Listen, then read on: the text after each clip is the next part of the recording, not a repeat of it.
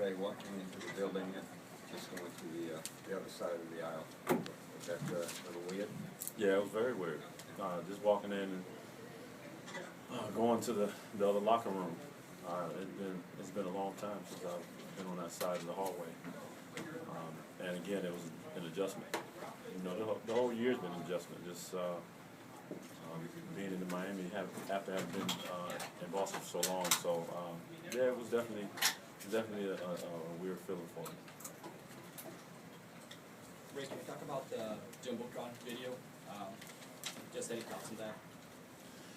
It's just when you see something like that, you know, when I saw it, I was just, all those emotions just, came streaming back from, all the great things that we did here.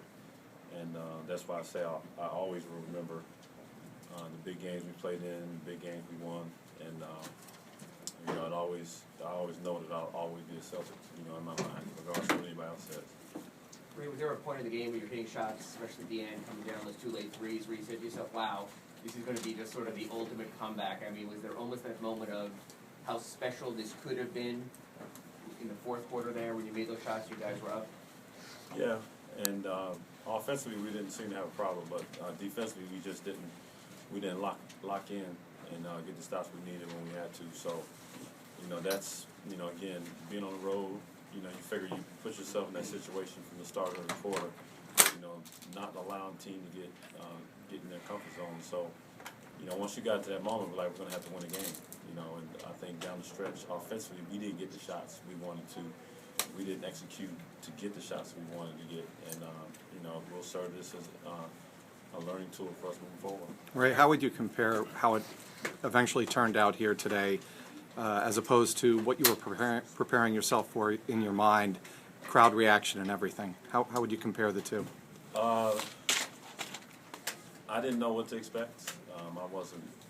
One thing I was going to do was come into it and just focus on, being prepared and getting the guys ready that were playing, that were starting the game.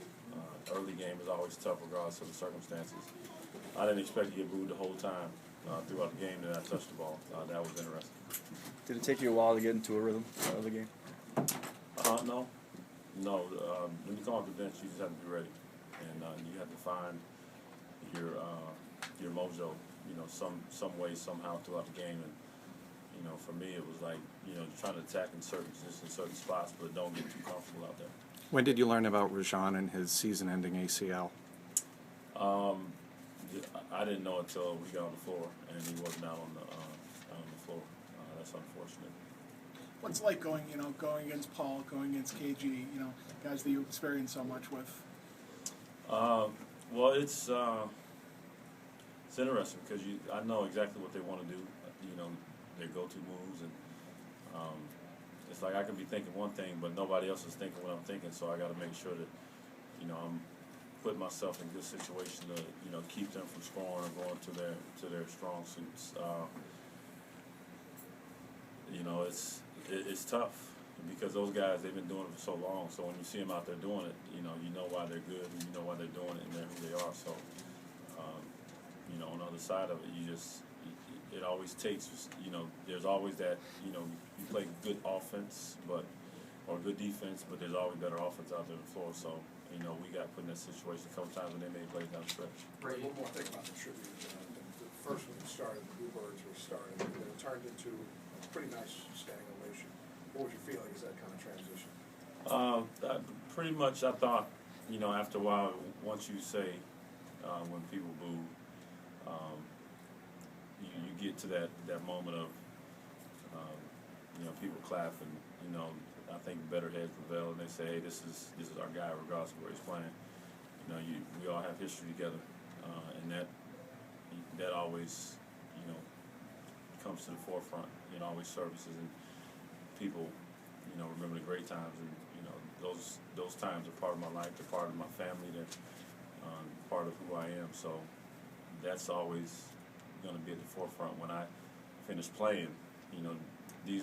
A lot of these days are going to be the days that I remember.